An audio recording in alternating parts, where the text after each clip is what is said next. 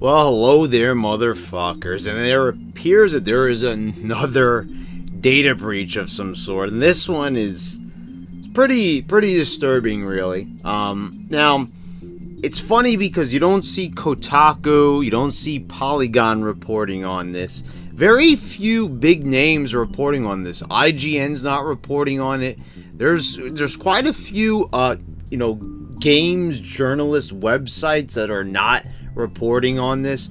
So I saw Boogie 2988, Review Tech USA, the Quartering. They're all on top of this story, and good for them that they're actually out there as watchdogs. So I figured I'd put in my own 2 cents about this. So here, at least Game Informer, they've had their moments of like SJWing, but at least they put out a story about it. So E3 organizer leaks the personal data of over 2,000 journalists, content creators, and analyzers.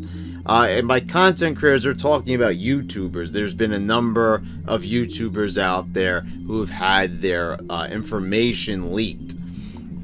And this is something that actually just happened yesterday. This is like hot off the presses. So if you're a news journalist and you're not covering this story, you should like really turn in whatever credentials you have for journalism, because this is such a massive story. This is like recently what happened with Capital One customers getting their accounts hacked into. I mean, this is just it was credit card applications, to be more accurate, but this I'll tell you, this is something else entirely. Because listen to exactly what the process is. Also, if you want to hear straight from the horse's mouth, you could go over to Boogie 2988's video, and he'll explain to you what the process is, from a personal perspective on what it is like to go to E3 and give your information, all that. So E3 just passed back in June, so here let's cover this article. So if you attend E3 as someone writing or making video content about the conference, chances are you'll need to apply for a media badge with the event's organizer, the Entertainment Software Association, the ESA. The process includes putting down your phone number, address, physical and email, and several other bits of personal information. Over 2,000 people who went through that process and received a badge for E3 2019 have just had all that information put out on the internet without their permission. And this was since taken down. I tried looking for this list. I couldn't find it. I think it's totally been wiped off the internet or completely buried somewhere. So, it's pretty disturbing, to say the least, that all those people, who've had their name out there on the internet, people that are pretty well known, have had all this. So basically, all these your favorite YouTubers that you go to watch for gaming content, chances are their information might have been put out there to the public. And we're talking about people who know where they live, they'll know their address. And there's a lot of crazy people out there, so there's it's nothing to scoff at, really. So YouTube creator Sophia Narwitz discovered the easy-to-access list on the ESA's official website and created a video to bring its existence to the public attention last night. After a public outcry from those affected by the data breach, which includes content creators, journalists, and analysts from Wall Street, the ESA removed the list, but not before it was archived and made available on a number of forums. It's not clear who took the information and initially shared it. Can you believe that? Because what we're saying, like the Capital One breach and, what happened with Target, like with those credit card accounts. Those are hackers. This was an inside job. Someone from the ESA actually put it on their official website. And people still have this information on their computers. They either have it, screen capped, what have you. They could have printed it out. So this information could be in the hands of wackos right now.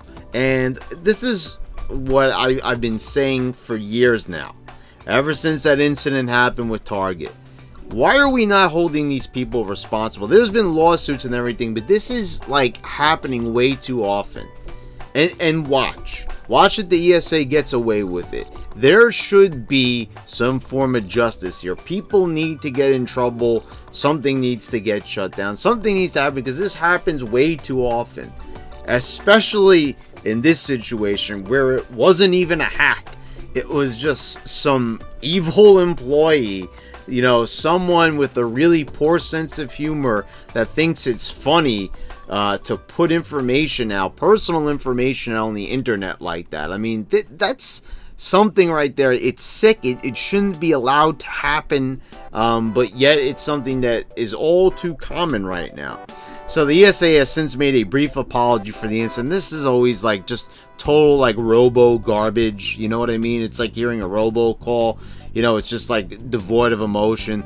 The Entertainment Software Association, ESA, was made aware yesterday of our website. I'm not going to redo the whole thing like that and be annoying, but vulnerability on the exhibitor portal section of the E3 website. Unfortunately, a vulnerability was exploited and that list became public. We regret this happened and are so sorry.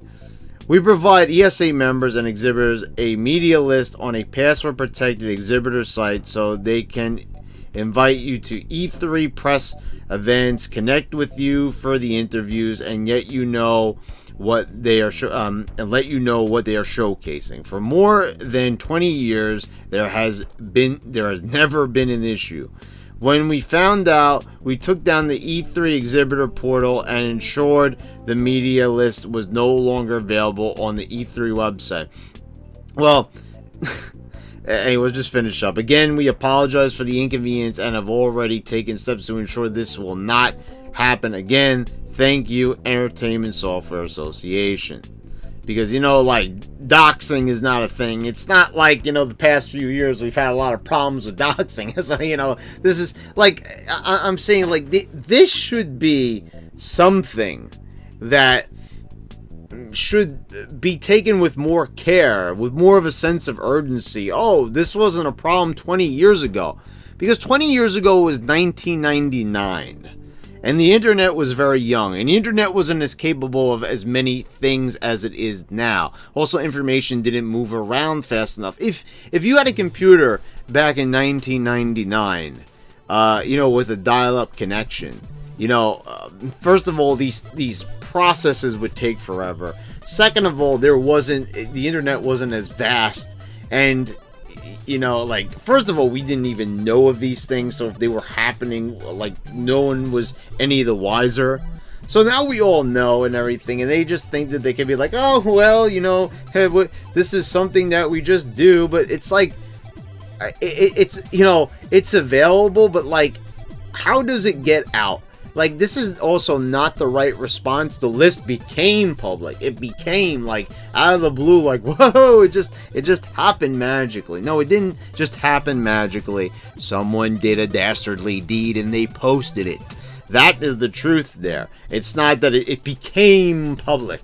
It became public. You know what I'm saying? They're making it was an act of God. Something, it just appeared. It was a glitch. No, it wasn't a glitch. It was an employee. What happened to the employee? Or, has he been fired? Has he been suspended? No, I don't know if we'll know. They're keeping it under wraps. Very shady indeed.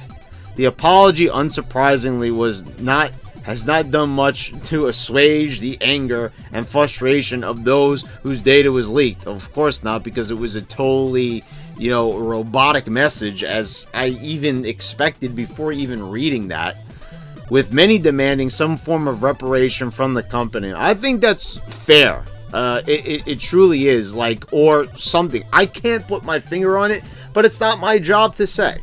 There are concerns among those affected that those with anti-media leanings will use that information to harass those whose data has been leaked. At least one member of the press has reported receiving email threats containing their own personal home address. We'll update this story further as it develops. And there you go. It's a threat. So this is the thing. So if something happens, if an incident happens, I think we should be able to hold the ESA liable for that. Don't you think? Don't you think that's fair? Because they're putting people, you know, not to, you know, try to like go out of my way to, you know, be an alarmist here. But that's pretty freaking dangerous, I would say. Just to, you know, put all that info public, especially like well-known people that, you know, have their opinions out and the way how people react to opinions nowadays. Do you really think that it's like a small thing to just have, oh, sorry about that, you know, the information became available? You know, now, I'm not for people getting handouts and all that, but, you know, like, come on, you got to do something for these people. You got to reassure them that something like this can never happen again. You got to take the necessary steps. Say, you know, at least you could do is saying you're battening down the hatches. You're improving your security system. You know, you're doing something to encrypt, you know, the website better. I don't know. Just something rather than that. We apologize for the inconvenience. You know, and they said it won't happen again. But what are those steps? Maybe you should, you know, say what they are. And I know you don't want to alert the hackers. I could also say that in the same breath as well. I totally get that. But, you know, you need to do a little bit more than write a few little brief paragraphs explaining to people, oh, well, you know, here's the reasoning behind it, and, you know, it will never happen again. Well, the thing is, you know how many companies have said that in the past decade, it will never happen again, and sometimes it hasn't happened since. But, you know, it's becoming all too common. People should not have to worry if they're, you know, trying to do something for their career or trying to have fun or trying to do something to benefit their subscribers here on YouTube. And they shouldn't have to worry about their information getting public and receiving threatening emails from people. You know, I don't care who they are. I don't care if these are, you know, people that we disagree with, you know, viewpoint-wise. No one deserves to get harassed like that. Let me get that straight. You know, no one deserves to have their information leaked like that. It's just, you know, that right there. I can't get on board for something like that. Yes, and the ESA should be held liable for, you know, if anything happens to any of these people. I am just saying I am totally on board for people being prosecuted to the fullest extent of the law. I will say it just like that, basically. So what do you guys think in the comments down below? You know, I don't see like how anyone could possibly be for this, but let me know if you agree or you disagree.